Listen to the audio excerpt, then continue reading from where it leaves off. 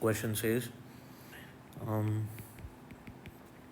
If a body of mass 1 kg, थोड़ा सा इसको बड़ा कर लें, या if a body of mass 1 kg falls on earth from infinity, तो कोई बॉडी इन्फिनिटी से आ रही है अर्थ सरफेस पे, so this is earth surface, हम मान लेते हैं ये अर्थ है, and one body is coming from infinity towards the earth surface, it attains V velocity के kinetic energy on reaching on earth surface. ये अर्थ का सरफेस है और यहाँ पहुँचते ही इसकी काइनेटिक एनर्जी हो गई के और इसकी वेलोसिटी हो गई वी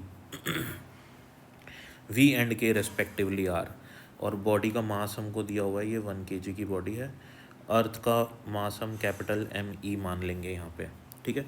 तो इस पूरे सिनेरियो में मैकेनिकल एनर्जी कंजर्व्ड है, तो using the conservation of mechanical energy we can write initial kinetic and potential energy equals to final kinetic and potential energy, ठीक है। तो इनिशियली ये मास तो इन्फिनिटी पे था, है ना, इस अर्थ से, अपनी अर्थ से इन्फिनिटी पे था, तो दोनों की कोई पोटेंशियल एनर्जी नहीं होगी, क्योंकि पोटेंशियल एनर्जी इंट्रैक्शन एनर्जी भी होती है। तो दो मासेस अगर इन्फिनाइट डिस्टेंस दूर हो तो उनकी पोटेंशियल एनर्जी ज़ीरो होती है, ठीक है। नेक्स्ट ये बोल रहा है कि क्योंकि बॉडी इन्फिनिटी से आ रही है, इन्फिनिटी का मतलब वो it would have started with absolute rest, तो किसी रेस्ट से ही स्टार्ट होके और due to some gravitational forces की वजह से वो अट्रैक्ट होनी शुरू हुई। So we will also consider that it's kinetic energy also initially was zero, because infinity से आ रही है and it was not under the influence of any force.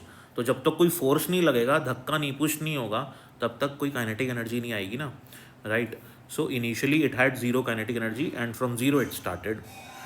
So equals to final potential energy when it reaches on the surface of earth. So surface of earth तो अर्थ की और इसकी potential energy हो जाएगी -GME/m/RE, ठीक है। और kinetic energy जो हो जाएगी वो हमको ऑलरेडी क्वेश्चन ने बोला हुआ है कि वो के रहेगी। मैं यहाँ पे फ़िलहाल के लिए इसको ½ mv² लिख देता हूँ काइनेटिक एनर्जी को। इसको सॉल्व करूँगा मैं तो ये मेरा बन जाएगा equation ½ mv² equals to GME/m/RE। यहाँ पे हम स्मॉल m को कैंसिल कर सकते हैं और देखेंगे तो v² किसके बराबर आ जाएगा, 2 टाइम्स GME/RE, स्क्वायर हटाएंगे तो यहाँ पे रूट आ जाएगा, अंडर द रूट ये हो जाएगा।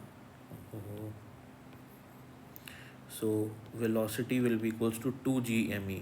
हमको पता है G इक्वल्स टू क्या होता है, acceleration due to gravity, GM/r², ठीक है। तो यहाँ से GRE² की वैल्यू किसके बराबर होगी, GME के। तो ये जो GME आ रहा है इसकी जगह मैं GRE² लिख सकता हूँ, तो ये बन जाएगा 2 times of GRE² RE cancel हो जाएगा, तो V क्या बन गया मेरा, √2GRE, ठीक है। तो हमारे पास रेडियस ऑफ अर्थ क्वेश्चन में देख सकते हो 6400 गिवन है, G 9.8 गिवन है।